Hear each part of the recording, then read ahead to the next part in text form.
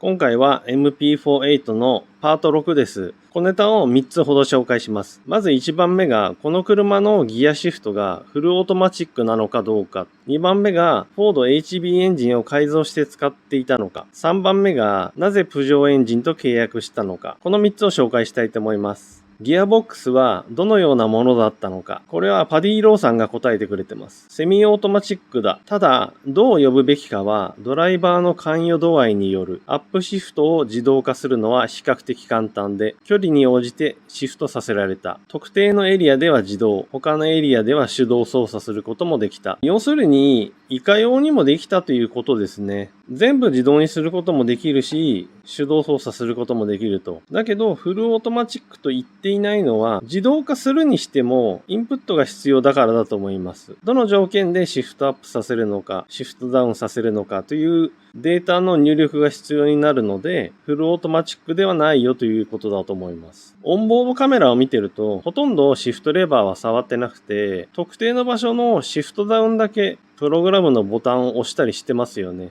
全部自動化という使い方はやっぱり実際してなくて、部分的には手動操作をしていたということになるんだと思います。これ私結構長年の謎だったので、パディ・ローさんが答えてくれて非常に助かりました。はい。次が、フォード HB エンジンに関して、これはニール・オートレイさんが答えてくれてます。コスワースに資金を提供してエンジン改良プロジェクトを進めてもらおうとしたが、受け入れられなかった。ツインバタフライインレットもそのプロジェクトの一部。それを率いたのは当時タグにいたウド・ザッカーだ。試しはしたが効果は少なく実戦では使わなかった。何しろフォードエンジンをパワーアップしたかったので、いろいろと作戦を考えたわけですけど、この最初の方の資金を提供してっていうのはちょっと荒技ですよね。お金を出してコスワースに改造してもらおうと。だけどコスワースイコールフォードなんで、やっぱり勝手なことはできなかったっていうことなんでしょうかね。で、下のツインバタフライインレットっていうのは、マクラーレングループのタグがエンジンの改造をしようとして試したんだけど、結局効果がなかったと。なんで、この2つの作戦は失敗だったっていうことになります。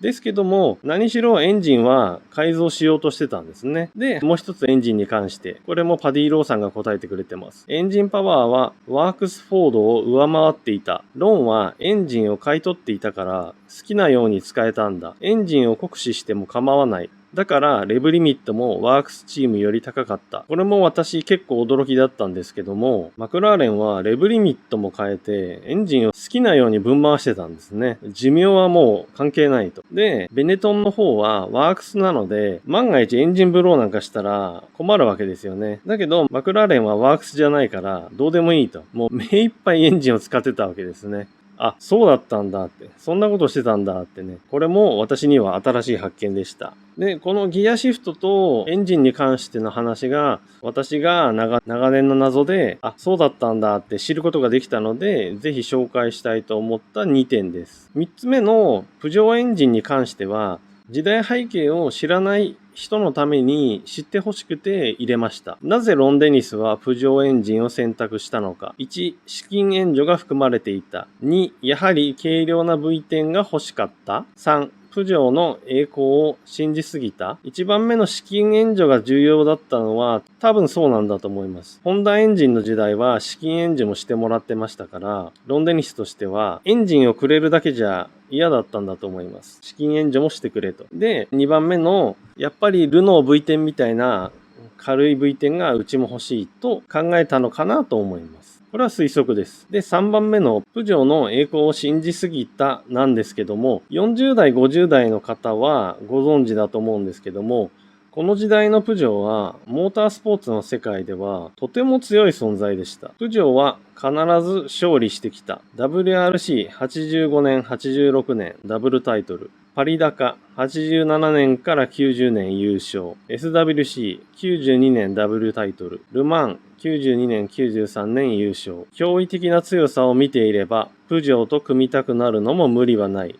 しかしそれには条件が。この時代のプジョーはラリーとグループ C において猛威を振るってました。WRC ではこの右上の写真、プジョー205で大暴れをして、それが終わるとパリ高にやってきて4連覇をします。この左上のプジョー405ですね。で、次はグループ C にやってきて、92年はダブルタイトル。で、ルマン24時間は2年連続優勝しました。F1 の結果だけを見ていると信じられないんですけども、この時のプジョーっていうのはとてつもなく強かったんです。なんですけど、それにはある条件がありました。あくまでジャン・トットが率いていればという条件。93年に離脱してフェラーリ F1 チーム入りしており、すでにかつてのプジョーではなかった。先ほど紹介したラリーの活躍とグループ C の活躍は、すべてジャン・トットが監督として率いてます。ですけども、93年にジャン・トットはもう離脱してフェラーリの F1 チームに入ってますので、F1 にやってくるプジョーエンジンはジャン・トットとは全く関係ありません。なので、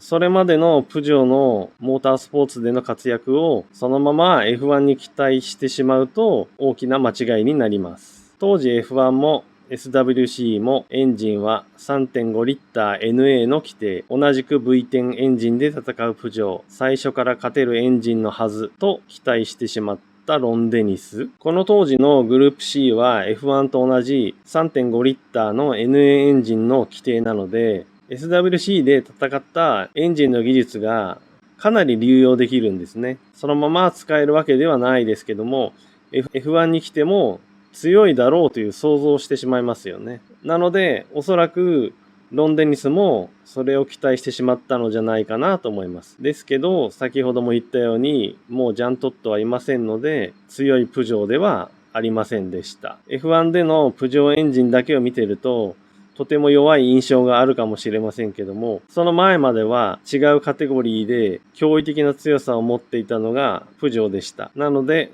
この当時を知らない皆さんにぜひ知ってもらいたいと思って紹介しました。はい。